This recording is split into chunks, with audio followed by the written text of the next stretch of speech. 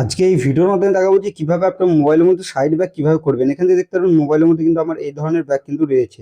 এখানে কিন্তু আমার সাইড ব্যাক কিন্তু নেই। আর এটা কিভাবে সেট করতে হয় সেটাই আমি আপনাদের বলবো। তার জন্য আপনাদের সবার প্রথমে যেটা করতে হবে সেটা হচ্ছে আপনাদের মোবাইলটাকে ওপেন করতে হবে। ওপেন করার পর এখানে আপনাদের সেটিংসের যে অ্যাপটি রয়েছে এটাকে ওপেন করে দিন।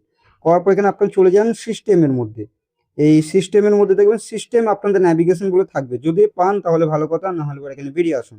বেরিয়ে আসার পর এখানে পেয়ে যেতে পারেন আপনারা, এখান থেকে দেখতে পারবেন আপনাদের এখানে গেস্টার বলে পেয়ে যেতে পারেন। গেস্টার অপশনে যখন ক্লিক করবেন তাহলে সিস্টেম ন্যাভিগেশন বলে পাবেন। আর যদি না পান এখানে ব্যাক করুন, ব্যাক করার পর এখানে উপরে সার্চ করুন। এখানে আমি সার্চ করছি যেরকম, এখানে ন্যাভিগেশন NAVI এরকমভাবে সার্চ করবেন, ন্যাভিগেশন বার বলে আপনারা পেয়ে যাবেন।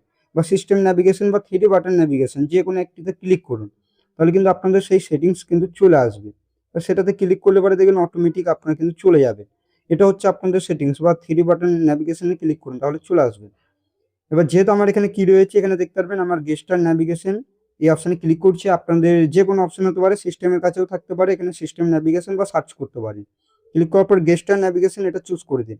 আর এটা চুজ করলে দেখবেন এই থ্রি বাটন কিন্তু এখান থেকে গায়েব হয়ে যাবে এবং এখান থেকে আমার সাইড ব্যাক কিন্তু হয়ে গেল। এখান থেকে দেখতে পারবেন আমি যখন সাইড করবো তখন কিন্তু ব্যাক হচ্ছে।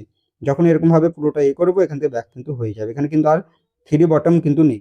এরকমভাবে কিন্তু আপনারা সাইড ব্যাক সেট করতে পারবেন মোবাইলের মধ্যে খুবই সহজে। কিভাবে করতে হয় সেটাই দেখালাম। ভিডিওটি ভালো লাগলে অবশ্যই ভিডিওটিকে লাইক করুন, চ্যানেলটিকে সাবস্ক্রাইব করবেন। চলুন ভিডিওটি আমি এখানে শেষ করছি।